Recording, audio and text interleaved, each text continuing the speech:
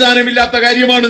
രോഗശാന്തി എന്നത് ദൈവസഭയിൽ ഉള്ളതാണെങ്കിലും കർത്താവായ യേശു ക്രിസ്തു രോഗികളെ സൗഖ്യമാക്കും എന്നത് ശരിയാണെങ്കിലും അമിത പ്രാധാന്യം രോഗശാന്തിക്ക് കൊടുത്തു, അമിത പ്രാധാന്യം അത്ഭുതങ്ങൾക്ക് കൊടുത്തു, അമിത പ്രാധാന്യം ഭൗതിക നന്മകൾക്ക് കൊടുത്തു.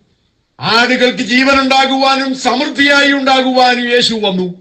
പക്ഷേ അത് മാറ്റിയിട്ട് ഭൗതിക നന്മകളിലേക്ക്, ഭൗതിക അനുഗ്രഹങ്ങളിലേക്ക് ജനത്തിന്റെ ശ്രദ്ധ തിരിച്ചു. വിശ്വാസികൾക്ക് രോഗം വരില്ല, വിശ്വാസികൾക്ക് സാമ്പത്തിക ബുദ്ധിമുട്ട് വരികയില്ല, അപകടമരണം ഉണ്ടാകുകയില്ല, അപകടമേ ഉണ്ടാകുകയില്ല എന്നൊക്കെ പഠിപ്പിക്കുവാൻ തുടങ്ങി. അങ്ങനെ പ്രോസ്പെരിറ്റി തിയോളജി സാത്താൻ സഭയിൽ കൊണ്ടുവന്നിട്ടു. ഇതേപ്പറ്റിയൊക്കെ തുടർന്ന് ചില പ്രസംഗങ്ങളിൽ ഞാൻ വിശദീകരിക്കുവാനുള്ളത് കൊണ്ട് ഞാൻ ഇവിടെ കൂടുതലൊന്നും പറയുന്നില്ല. 4-ാം നൂറ്റാണ്ടിൽ പാഗൺ മതത്തെ ദൈവസഭയിൽ കൊണ്ടുവന്നുകൊണ്ട് സഭയെ മുടിക്കാൻ ശ്രമിച്ച അതേ സാത്താനാണ് ഈ 21-ാം നൂറ്റാണ്ടിൽ പ്രോസ്പെരിറ്റി